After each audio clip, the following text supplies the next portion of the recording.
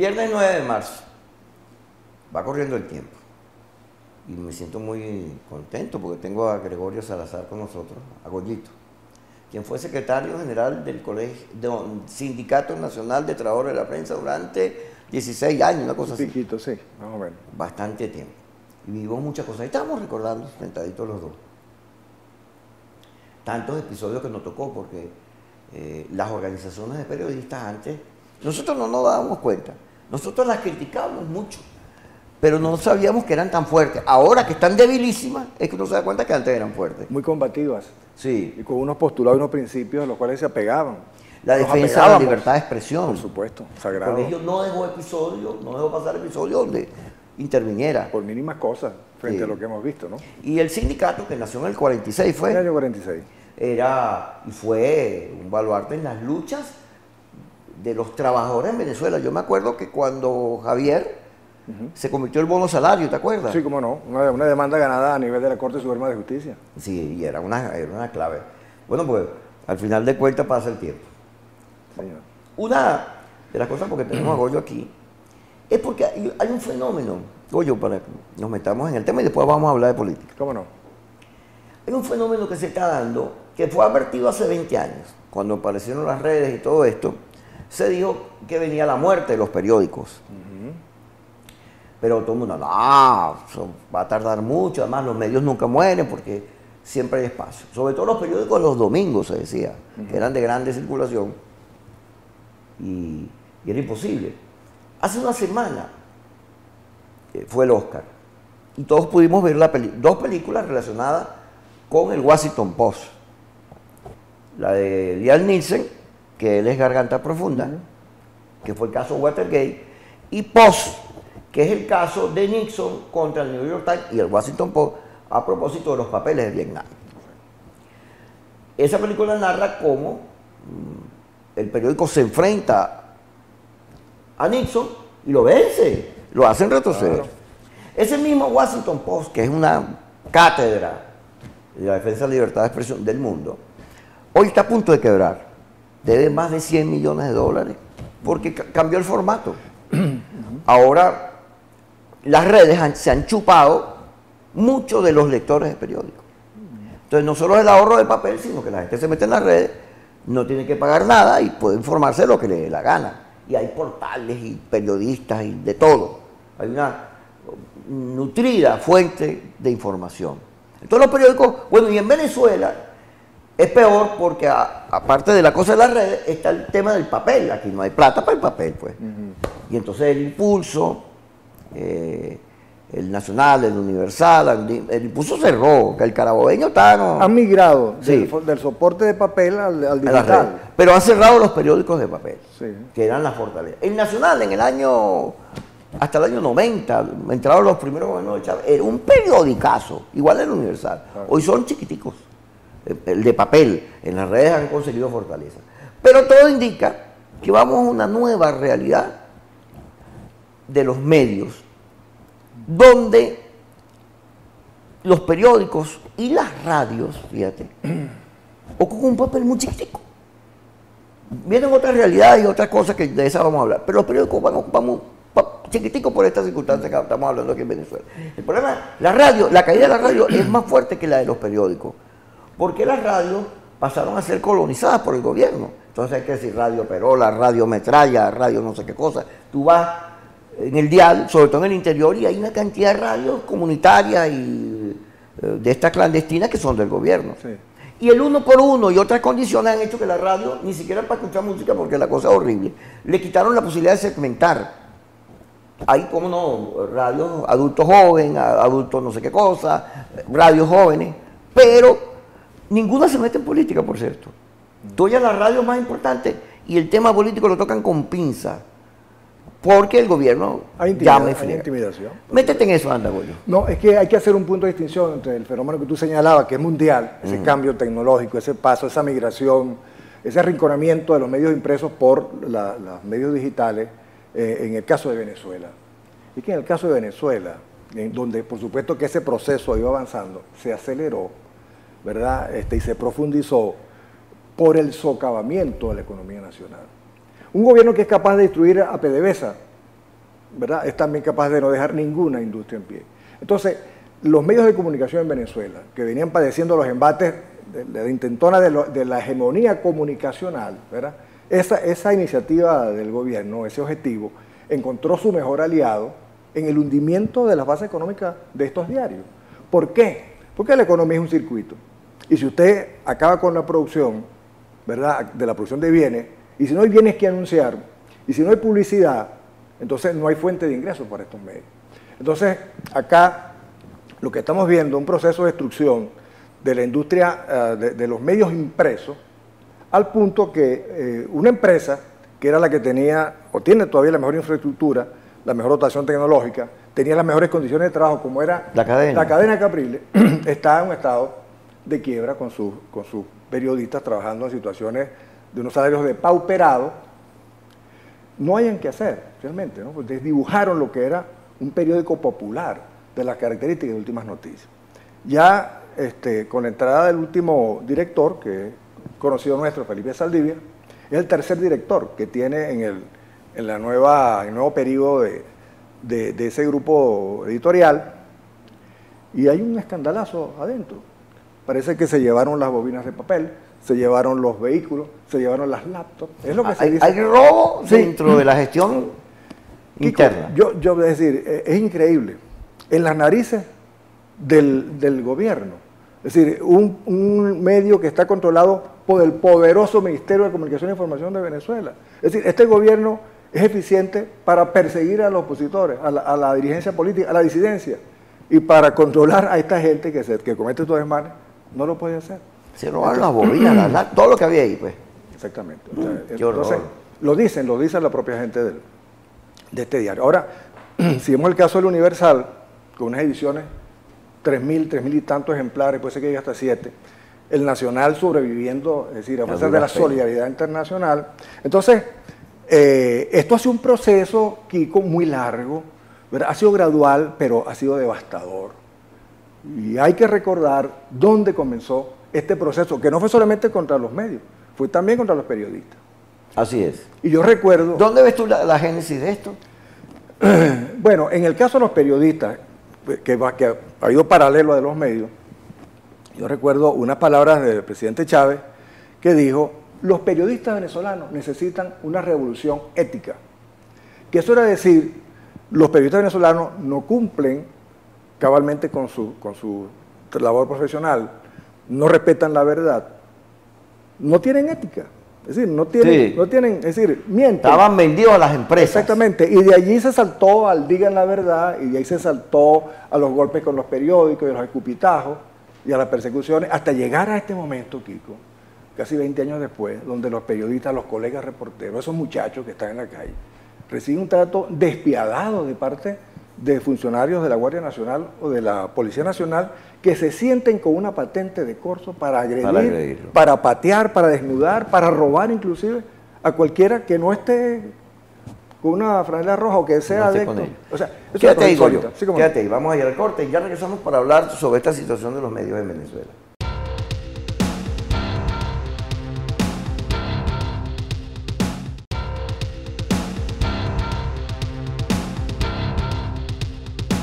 Goyo, voy a tocar un tema que a lo mejor me cuesta. Tú sabes que hubo en el año, no me acuerdo, 2000, no sé qué cosa, Aquilino José Mata, hubo un caso y le agarró y escribió una columna contra la gente de Venevisión, que eran sagrados para esa época. Estaba Chávez en el gobierno, por cierto. Ajá. Pero la gente de Venevisión eran sagrados, nadie se metía con ellos, era muy fuerte. ¿Te acuerdas el caso de Feriado en el Diario Nacional, donde Nelson Hipólito Ortega, Elizabeth, Sergio Dávar, todos salieron por la casa de los 100 millones. Hacían aquella sesión en Cambote, entrevistaban entre un grupo No, y hubo un trabajo de Nelson Hipólito sobre la casa de los Cisneros en el country que produjo la salida de todos ellos. Entonces yo salí a respaldar a Aquilino, porque en ese momento yo tenía radio, prensa, estaba en uno de mis mejores momentos, y salí a respaldar, y le caí encima a Venevisión. Bueno, eso me costó que Venevisión más nunca. No, ahorita en la campaña. Muerte civil. Fui y cosas, y intenté comprar cuñas y todo para la campaña. Nada que ver, o sea, me hicieron una cruz. Oye. Y yo digo, bueno, Pablo, ya eso pasó. Yo he hablado con todos ellos, pero sin embargo ellos me tienen esa cosa marcada. Entonces voy a hablar del caso Televen.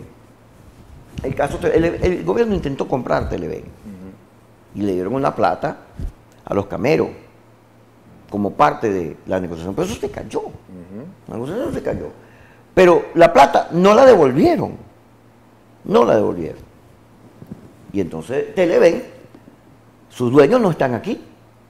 Porque... ¿Pero están en deuda con el gobierno? Sí. Televen está en deuda con el gobierno. Sí. Camero dijo, bueno, que ese era el costo de la operación.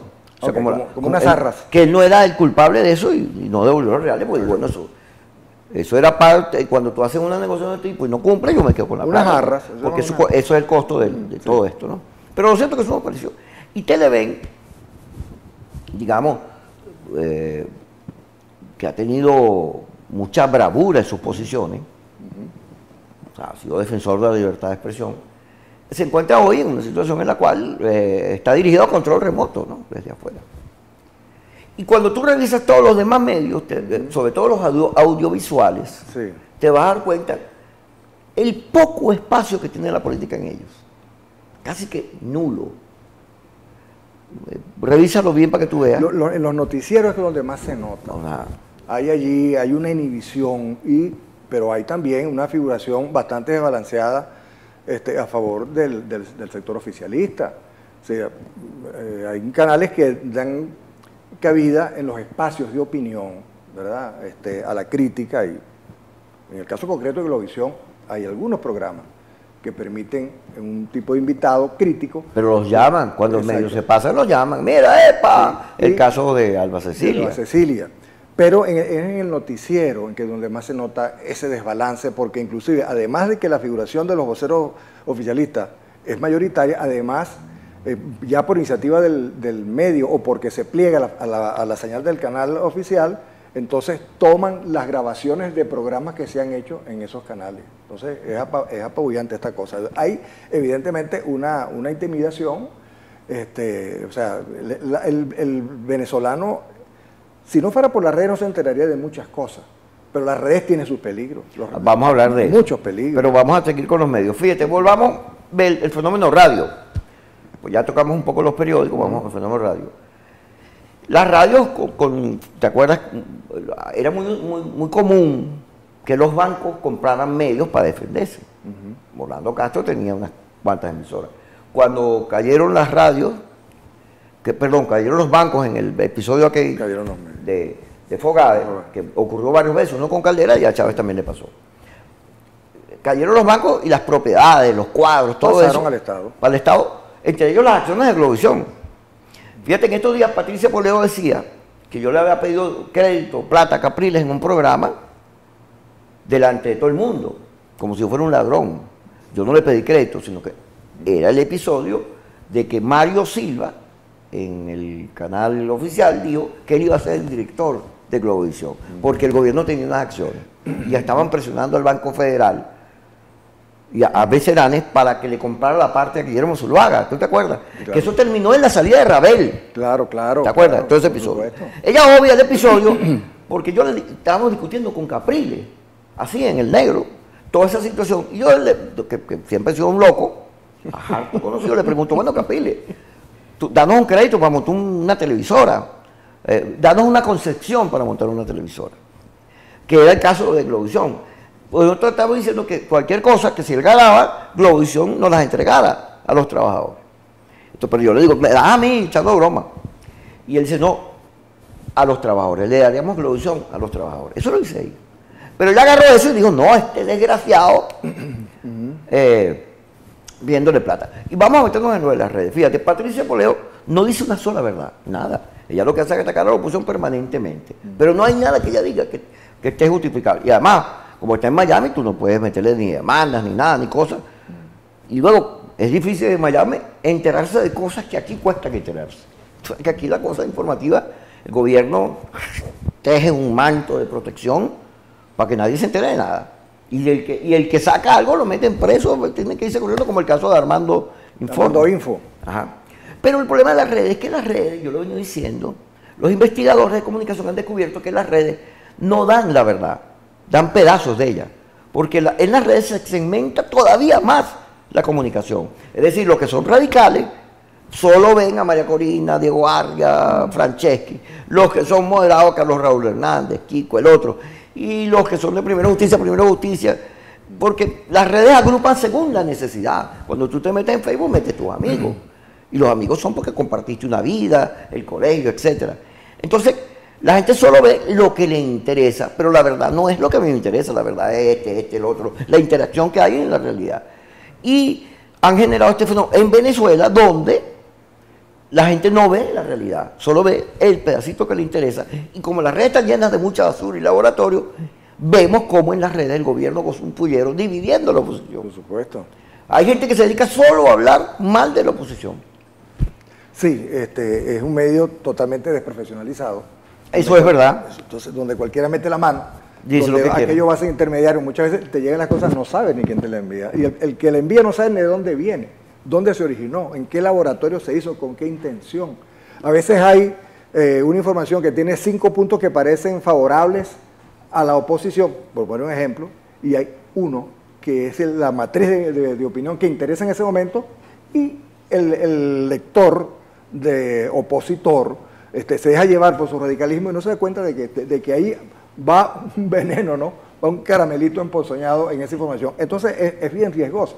Sin embargo, sí cumple una función importante, creo que lo ha cumplido, en esa transmisión de eventos sociales, de eventos de violencia, de eventos fuera de la ley, de tumultos, de necesidad de la gente, que la hace el ciudadano y la transmite de buena fe. Y creo que en ese sentido la gente se entera de muchas cosas que no están en la televisión. Es verdad. No están en la televisión.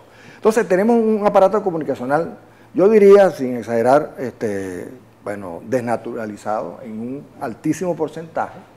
Es una de las cosas que en un sistema democrático, habrá que recomponer, porque es verdad que se cometieron errores en el pasado y se cometieron abusos y que los medios fueron realmente un factor de poder importantísimo, que llegaron a torcerle el brazo inclusive a la clase política. Recordemos la famosa reforma a la constitucional, la de Caldera, que se frustró y que dejó virgen la oferta para la constituyente de Chávez. Oye, qué bueno que lo recordaste. Eso es así, eso es así. Vamos a ir al corte. Está bien ese tema que tocaste. Vamos al corte y ya estamos con Gregorio Salazar.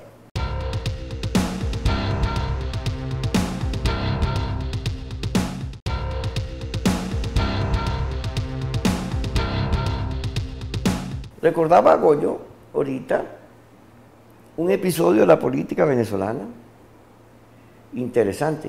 No tenemos como mala memoria, ¿verdad, Goyo? Bueno, yo me acuerdo por lo menos de ese episodio, lo trabajé. Cuéntelo. Era reportero parlamentario. Es largo, pero a fin de cuentas, la clase política no fue capaz de aprobar la reforma constitucional que había presentado la Comisión Caldera. La COPE. La comisión bicameral. Otra cosa, la comisión bicameral. Caldera presidió 2 comisiones bicamerales muy importantes. Una, la reforma de la ley del trabajo, y otra, la reforma constitucional, que no era una reforma a fondo, pero que una vez que se produce el golpe se ve como un cauce institucional para solventar la crisis. Eso se frustró porque en la reforma introdujeron el derecho a réplica y otras cosas, y la forma de propiedad de los medios, que los medios no aceptaron.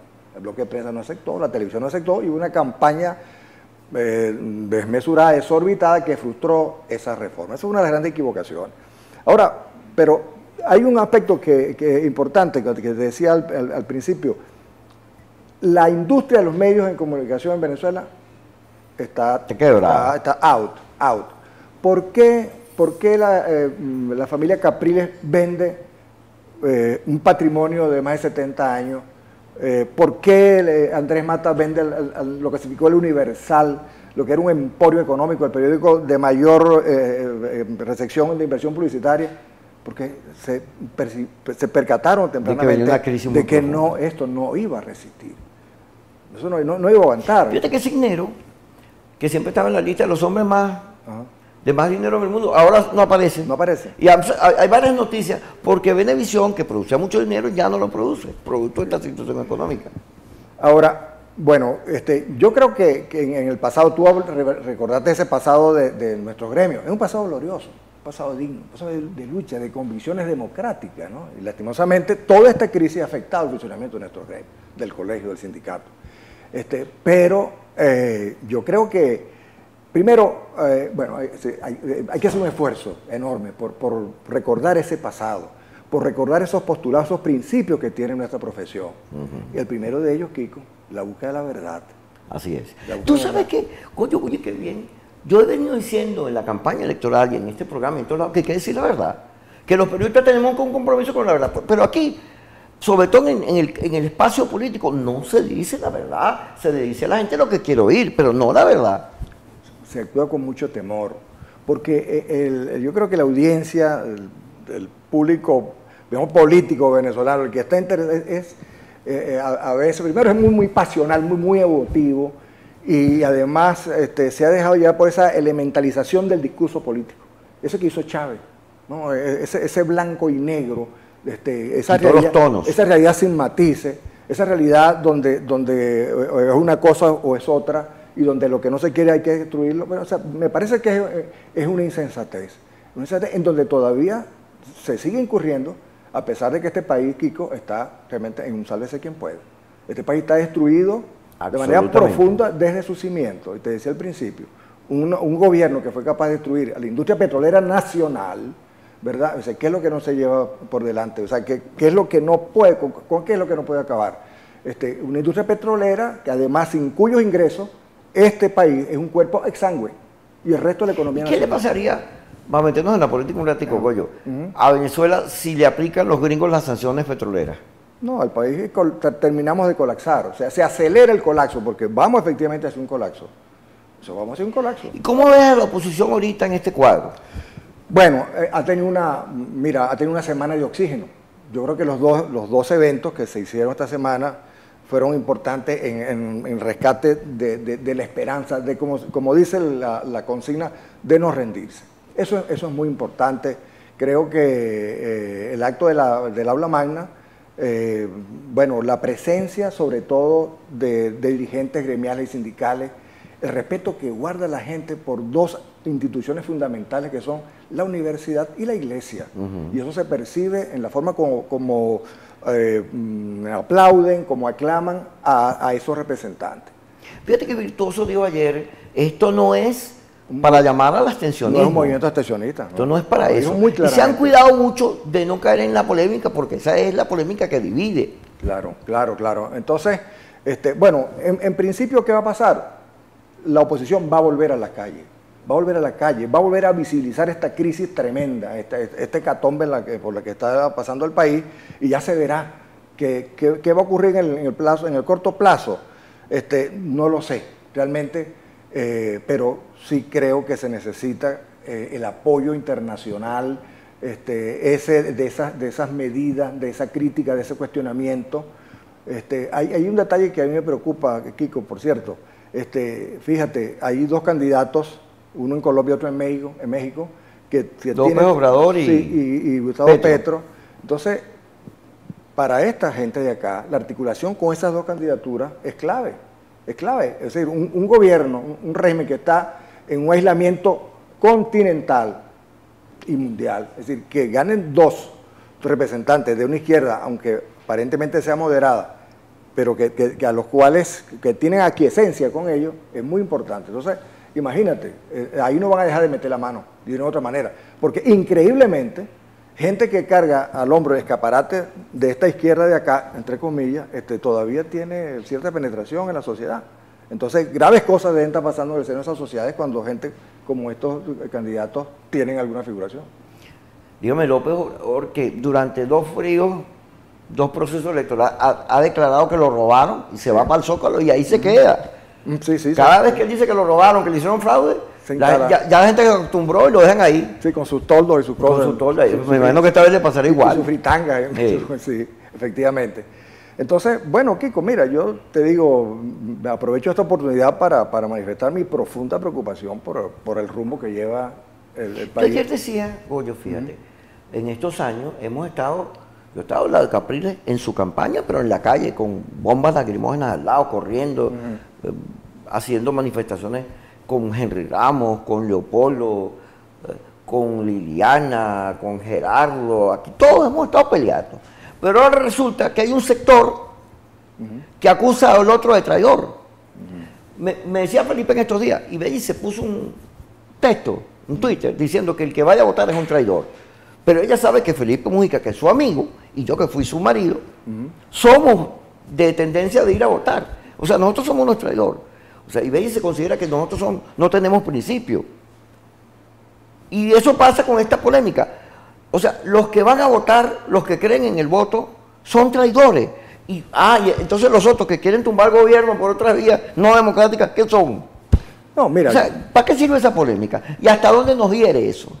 Mira, yo creo que Henry Falcón, que está en este momento en el centro de un cuestionamiento, a pesar de toda esa andanada, tiene una gran oportunidad. Tiene una gran oportunidad, sobre todo si él mantiene un discurso a fondo denunciador del gobierno. Del gobierno. Eso le puede dar una gran oportunidad a él de cosechar una votación silvestre, porque la gente no ve salida.